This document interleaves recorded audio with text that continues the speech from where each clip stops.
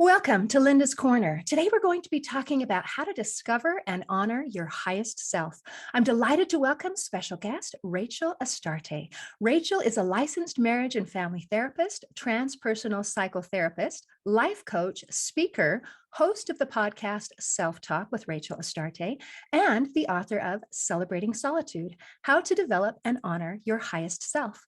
You can reach Rachel at her website, rachelastartetherapy.com, and I'll include a link in the description. Welcome, Rachel. I'm so glad that you could join with me today. Thank you so much, Linda. I'm so happy to be here.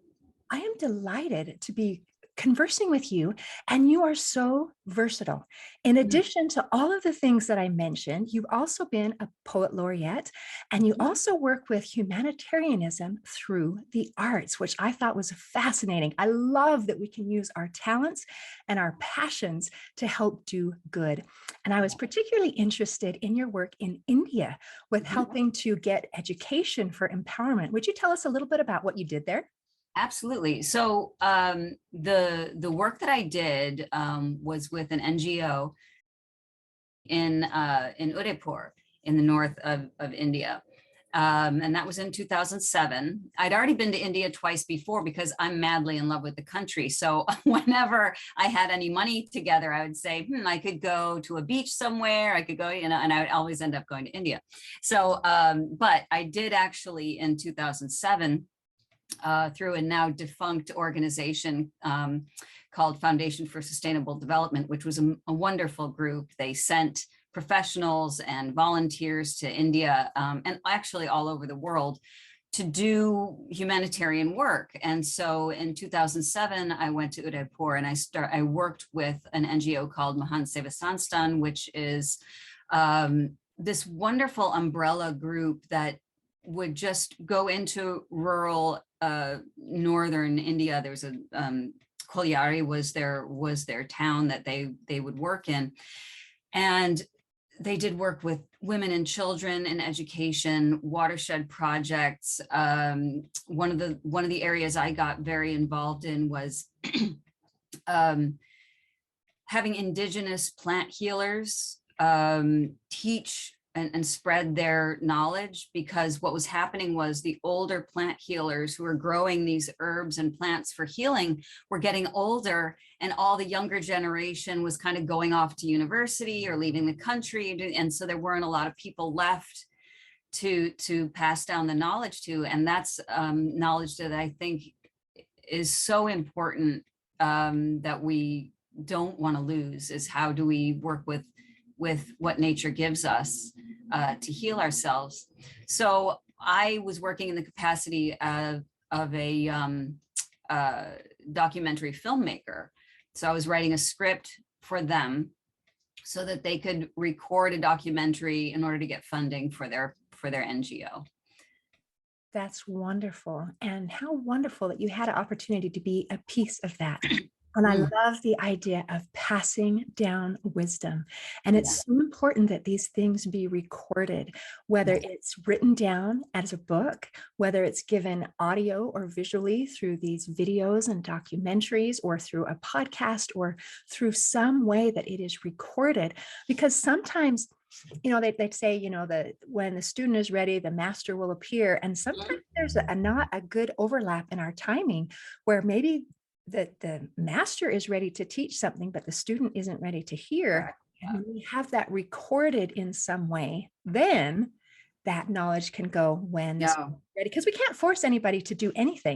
That's a really beautiful point. That's a beautiful point. And all the more reason why it's so important, especially for Indigenous healers, to have their, what lessons we can share, that we share them, especially when it comes to herbs. I remember walking through what looked like just a weedy field with this healer, and there were no rows of plants or anything. And he would just stop and point up at a tree and say, well, that's for cough. And he'd push some shrubs aside. He said, well, that's for diarrhea. And, how would you know, except that if you live amongst these plants and you can recognize them, this knowledge has to be passed down. So my job really was, and that was my pet project, but there were so many: vermicomposting, as I said, women and children's education. And one of the biggest and most beautiful life-changing experiences I had was going to a school, young children, and being part of what they call the Balpanchayat, which is the children's government. So the way that this worked was that the children would all sit together and vote on what they thought their school needed. And then that vote would go on to the elders of the area, whatever the group was of people. That would go on to the town or the city, and then, you know, whoever had the major budget, right, to get them what they needed. So these children had a voice that would be, what was very honored, and would be passed along up the chain to the people who made the decisions. And so I think that the day that I was there, they were voting on, they needed some new balls for recess, but they also needed to have their outdoor toilets fixed because they were broken, and they needed certain things like that, that they all sat very seriously. These children were about 8, 9, 10, you know, making these decisions that were taken so seriously. To me, that was very touching. And it was something that I thought I would love to see that in the West as well, or at least in America.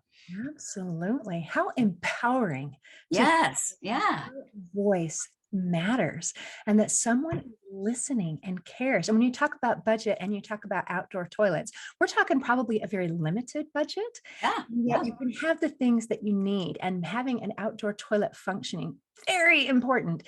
And having a ball to be able to play and to be able to have Yeah. joy and to be a kid, those things are very important. So how marvelous to be able to have both of those, the necessities and the joy. Love it, Yeah. love it, love it, love Yeah. it. Just one more thing to say, which the most important part of that was, as you touched on it, but I think it's important to stress, that children have a voice, you know, that they know what they need, and that to have them taken seriously by their local and higher up governments prepares them and empowers them. I think that's the word you used, and it's a really beautiful one. So that's all I had to say about that. Oh, I think that's beautiful and very important. And I love that you brought up they know what they need, Mhm. because I think a lot of us maybe don't know what we need. We're kind of have so many extra fluffy things that distract our attention that we don't remember what it is that we need.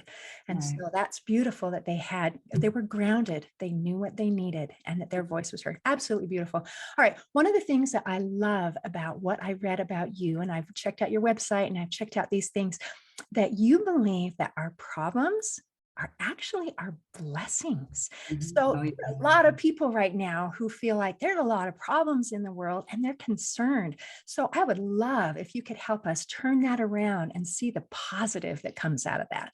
Yeah, absolutely. We're human beings.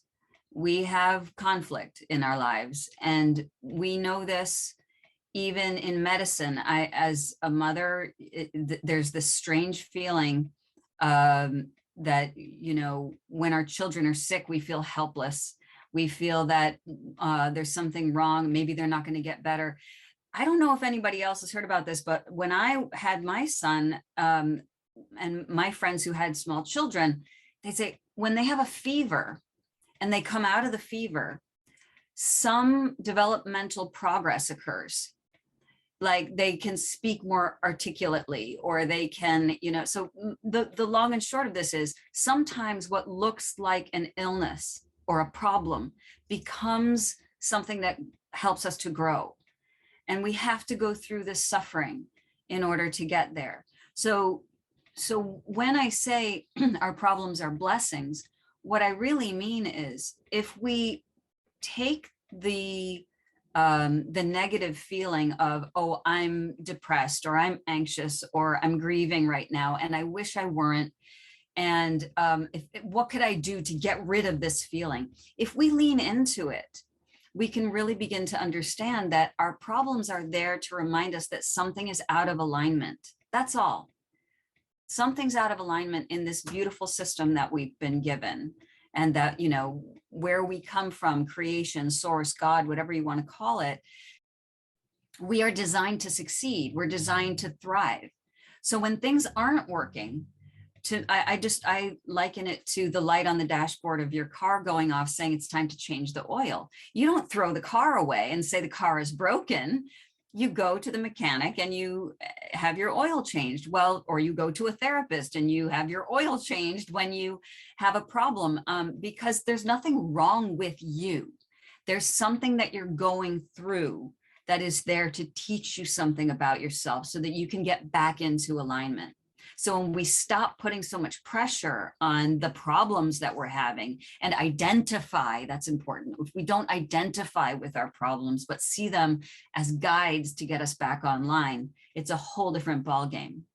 I love the idea of not defining ourselves by our problems. Yeah. And not, what was the other word that you used, where we just focus on it, and I am a victim, or I am a whatever, and instead of changing that. Now, there was one thing that you said where you said lean into it. When there's a problem, lean into it. Will you help me understand what that means and what that looks like? Yeah, don't be afraid of what comes from you, right? So when we're feeling good, all we want to do is nestle up with that good feeling, right? We want to get really close to it. We want to hold on to it. We want to feel excellent all the time. Imagine if you did that when you were depressed. Imagine if you showed that same love to your depression or to your anxiety. If you turned and faced it. Part of the reason we have depression and anxiety is because some part of us is not being acknowledged that wants to be. So for anger, or for depression, sometimes it's anger, repressed anger that we haven't been able to express, and it turns inward and it makes us, it shuts us down, right? And we feel like there's no hope. If we turn with love toward even our unpleasant feelings, that's what I mean by leaning in. What is it, depression, that you want to tell me? What are you not getting? So this is the higher self coming in and saying, wait a minute, something's offline. Why am I breathing so fast? Why am I feeling this overwhelm? Let me just stop everything and turn into my overwhelm or my anxiety and say, what do you need right now? I don't know. I need a cup of tea. Okay, let's go get you a cup of tea. Let's sit down and talk. What's really going on? I just feel like the world is unpredictable. I don't know my place in it. I'm not even sure who I am. Okay. Let's sit for a second and say, let me feel my feet. Let me take a breath. What do you need? Do you want to just talk about it? Like, seriously, like when we talk to ourselves that way, with that love that we would give to a friend, what ends up happening is the negative emotions are seen. They recognize, because remember, they're in us. So when we start to feel connected to them, they don't feel like they have to be so hairy and angry and mean to us. They want our attention the way children want our attention.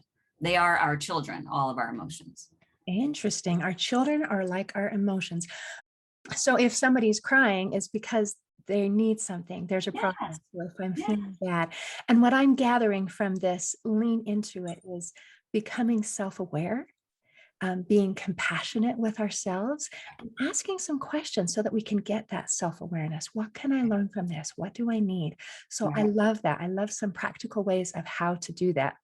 And you also talk about solitude. In fact, that's part of the title of your book. Why is that important? Solitude is extremely important.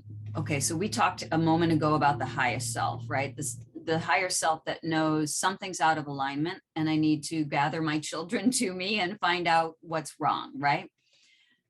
We can't really be in touch truly with our highest self if we spend all of our energy out in the world, communicating with other people, trying to do what society expects of us, filling the roles that we're expected to play. In fact, a lot of my patients come in with that problem is, I don't know who I am. I know what they want me to be, but I don't know who I am. And so solitude is a wonderful way to get to know who you are. So I recommend a solitude practice, which can be 2 minutes, 2 hours a day, depending on your schedule.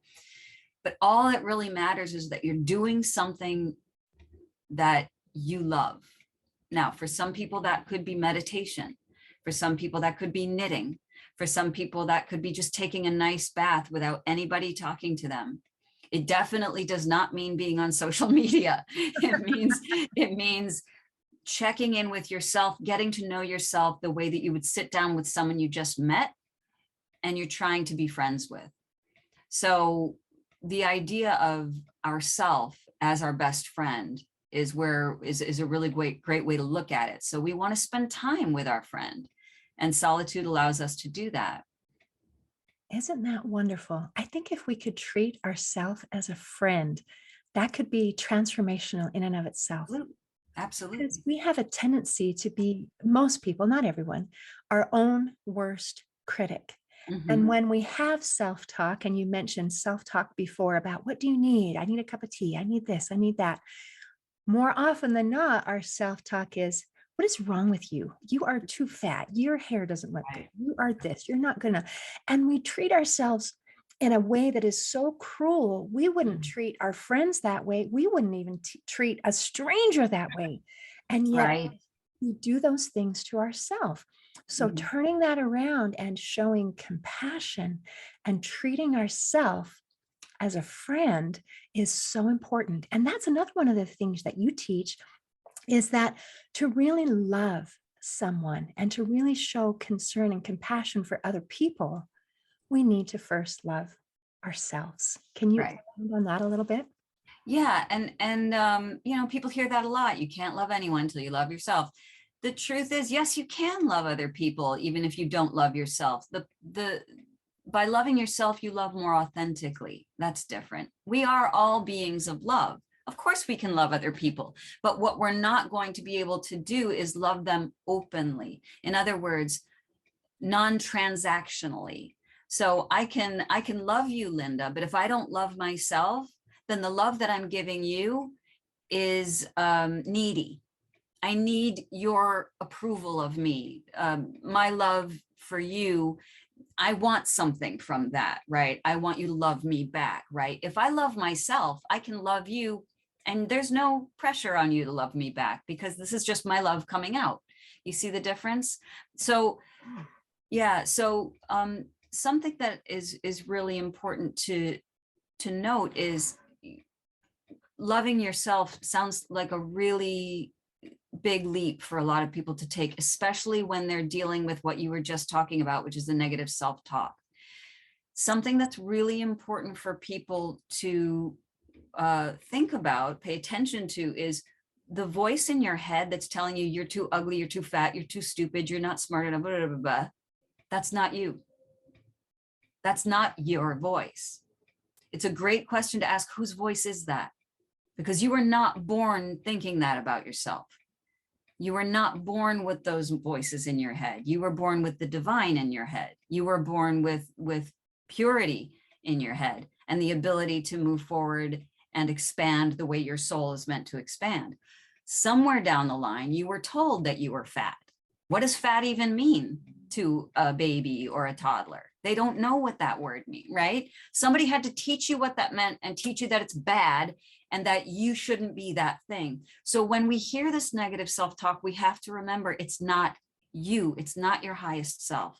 So that's one of the first steps to getting to truly love yourself, is to say, I was programmed like a computer and I need to redo that program because I'm here to be love. I'm here to express love.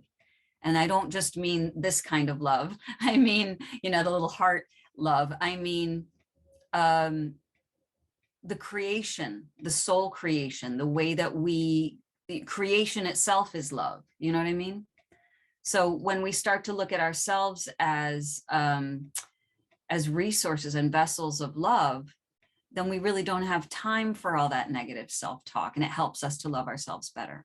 Oh, wouldn't that be lovely Mhm. to not have time for that? I would love to go just a little bit even more. The first step, as you're describing, to get rid of that negative self talk is to Mhm. recognize that it's not you. So No. let's pick somebody. Let's say it's my mom or it's my whatever. So, Yes. how do we get to the next step and say, I don't want to hear that voice. I need to let it go? Do you have some Oh, suggestions? yeah, beautiful. First of all, there are many different ways to approach it that's different for each person, right? So you can, one thing it's really important to know is to recognize that you were programmed incorrectly, and allow yourself to have whatever feelings come up about that. So you can be angry, you can be sad, you can grieve. You can be angry at, let's say it's mom, be angry at mom. Oh, but I love my mother. She did the best she could. She was young when she had me. She didn't know any better. She's a volunteer. She loves animals. She gives me nice Christmas presents, whatever. All of that can still be true, and you can still be angry. So that's really important for people to understand, is you can love, remember, we are loving beings. We can love and be angry. I think, that sometimes what I think about is I love the stories of Jesus and I love his teachings. And I think about Matthew 21:12, where that's Jesus overthrowing in the temple, throwing the tables over at the temple. He was a loving person who was pretty angry at that moment and was doing what he felt was right. And so we can do that too. We can be angry at the people who programmed us while loving them at the same time. And that's really important to note. So one of the things is to let your feelings come up about how many years I wasted telling myself I was stupid and fat, how many years. And it's not just sometimes the person, it's society, right? That expects, I'm in my early 50s now. I'm looking all the time at what is a 50-year-old woman supposed to look like? How is she supposed to act? And I reject a lot of what I read and hear, but it takes effort for me to do that. So we have to really work hard to say, I get to decide how I want to show up in this world. What was I here to do? And that's basically one of two of the ways to do it, is to allow yourself to have the feelings, understand that you can be angry and love at the same time, and then start to redefine who you are based on what feels right to you. I love that. And that ties back into many of the things that we've been discussing, where you talked about depression, and the feelings that you have is that there's some part of you that hasn't been heard. Yes. You allow yourself to hear that. And as we're hearing these voices, we think, well, I am hearing what these things are saying, but not really. We're not really. It's a little deeper level of what's really going on. And to be able to recognize where that came from, and then separating it from ourselves. I love that. And then being able to allowing ourselves to feel our feelings. I am angry. I am frustrated. I am whatever the thing is. And then creating a new definition of self. And we talked before about how we need to define ourselves. We need an identity. And it's like, if we don't have an identity, we just sort of float around and we let people or society decide what we should be and when we are in that place, we don't feel fulfilled and really joyful. I mean, we can maybe please someone, and I might feel happy a little bit that I made Rachel happy, but it doesn't last.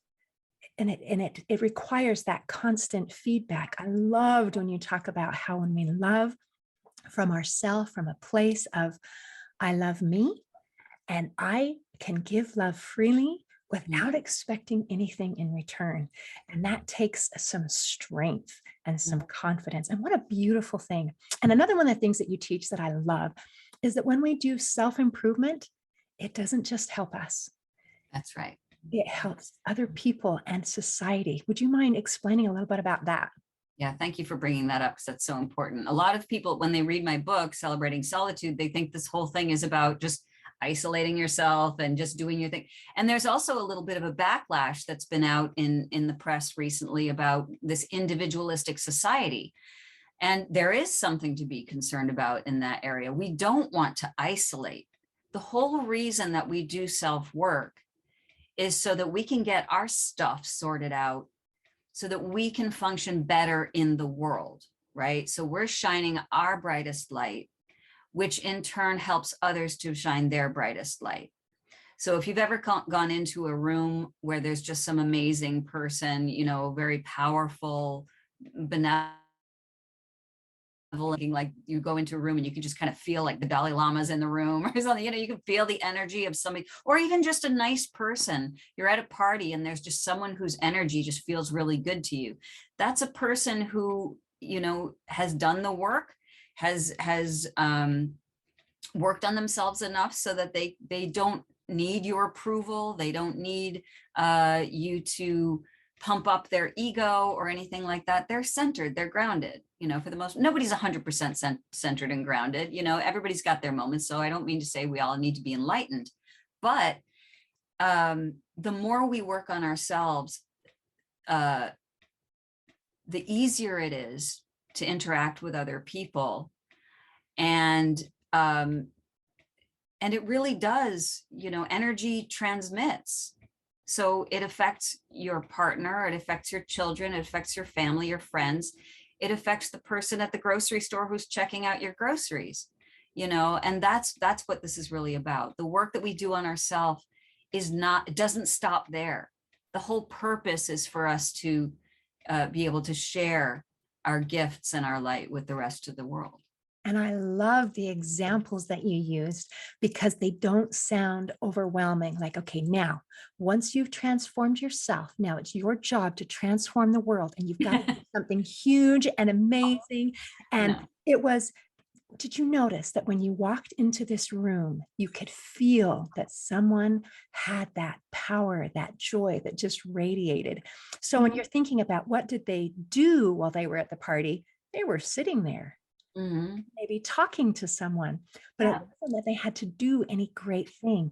And our interactions with our family, with our friends, with the person at the grocery store, we affect people for good or for bad wherever we go. We have more power than we realize. There was a cute sign on this dentist office actually, and it said, every person who comes here brings us joy. Some when they come and some when they leave.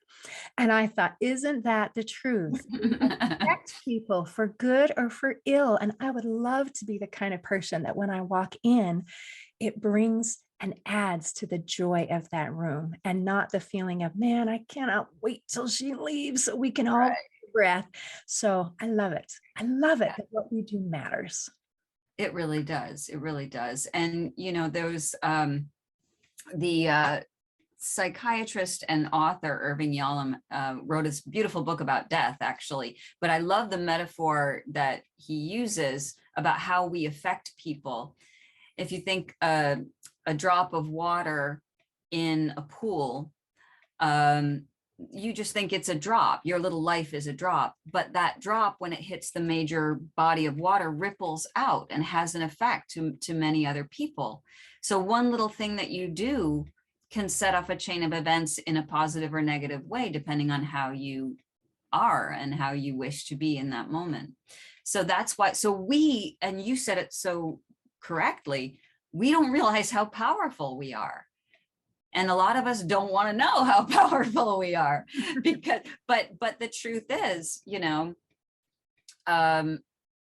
we all carry the divine spark of creation within us. And so how are we going to use that gift that we have? We're all connected, you know, that's science as well. That's physics. But what are we going to do with the spark of soul that we have? That's why it's so important to understand that we are the hub of what comes, you know, of our spiritual experience and human experience. We're the hub of that. So what are we going to do to make the world a better place just by being who we are? And isn't that empowering? But it's also, it requires more responsibility on my part. And that can be challenging. It's like, no, it's easier, Rachel, if I just say that it's, you know, I'm a victim of happenstance and circumstance, and, you know, it's everybody else's fault. And I'm just this paper bag blowing in the wind. And Right. you're saying, no, actually, we have not only the power, but the responsibility to be in charge of ourselves. And I agree completely. Yeah. And I've been there, by the way. I mean, one of the reasons that I became a therapist in the first place was dealing with low grade depression for most of my adult life and figuring out what is it that's going on here. I know how hard it is when you're in a low place to think, I am not a spark of the universe, Rachel, you're insane. Like you said, I'm a paper bag blowing in the wind. So many, bad things happen to me, and that's just how it is. What we need to understand is, as long as we are telling ourselves that narrative, as long as we're telling that story over and over again, that is what happens. We need to shift the narrative and say, things aren't going well for me right now, but every moment is new possibility. Every moment, we don't know what's going to happen 5 seconds from now. We're already in the future from when we started this podcast. We didn't know what was going to happen in the last half hour, right? But here we are in the future, you and I. So think about it that way. We don't know what's going to happen, and anything can shift if we want it to. So it really is a matter of saying, maybe I'm not 100% messed up. Maybe right now I feel like that, but this is a good time for me to go inside and ask the parts of me that are hurting what they need. I loved that. There's so many things that my mind is just sparking, like, oh, I love that, and I love this, and and I appreciate that you brought that up. And I think that it matters when people understand that we come from a place of experience. It's like, no, I'm not telling you this because I am this enlightened person who has always had everything easy. It is, I know that this is true from my experience. And I have also had that experience of coming from a place of intense darkness and depression and discouragement. And I just want to let people who are listening know that you don't have to stay there. And that is the message. You're not alone, and you don't have to stay there. And also, I loved when you talked about that idea of kind of the message that we send out comes back to us. And I had a friend who taught me this saying that I love, and it is, whatever message we send out into the universe responds. This is true. There's some more evidence to support that. And it doesn't matter what message we send out. If, oh, my life stinks and there's nothing right and I can't do anything right, then we keep getting these messages. Oh, you messed up here and you messed up there and you're not good enough here. But if we turn that around and say, I am going to have a great day today, good things are coming my way, then we start to recognize those good things that are coming. Where we focus, we're able to see, because we can't see everything. That's right. Yeah. And we see what we focus on, which is really cool. Now, is there anything else you want to make sure we cover before we close today? Well, I just want to say one thing about that beautiful statement you just made is even when you wake up in the morning and you say, yes, I'm going to have a beautiful day, that doesn't mean crappy things won't happen to you. But so we want to make that clear. It doesn't mean you're manifesting positivity. Things can still happen. But it's what you rightly said, it's what you focus on. So you might have overlooked something really beautiful that happened that day because you're too focused on what didn't go well. So it's really an important thing to focus on what is going well as well, but yes, so thank you for making that point. That's all I just want to add to your thing, and add to what you're saying. Thank you, Rachel. This has been a pleasure. It's absolutely my pleasure. Thank you, Linda. In closing, I'd like to share a quote by Stanislav Grof. He said, "The only revolution that can work is the inner transformation of every human being." Today, I invite you to begin a journey of inner transformation. See you next time on Linda's Corner. Thanks for listening. If you enjoyed this episode of Linda's Corner, please share and subscribe to help us reach new listeners. I also invite you to check out my nonprofit, Hope for Healing, at the website hopeforhealingfoundation.org for free ebooks, free audiobooks, and other free resources to help increase happiness, build confidence and self-esteem, strengthen relationships, manage stress, and calm feelings of depression and anxiety. I also invite you to grab a copy of one of my books, like Crushed, A Journey Through Depression, or Amazon bestseller, You Got This, an action plan to calm fear, anxiety, worry, and stress. See you next time on Linda's Corner.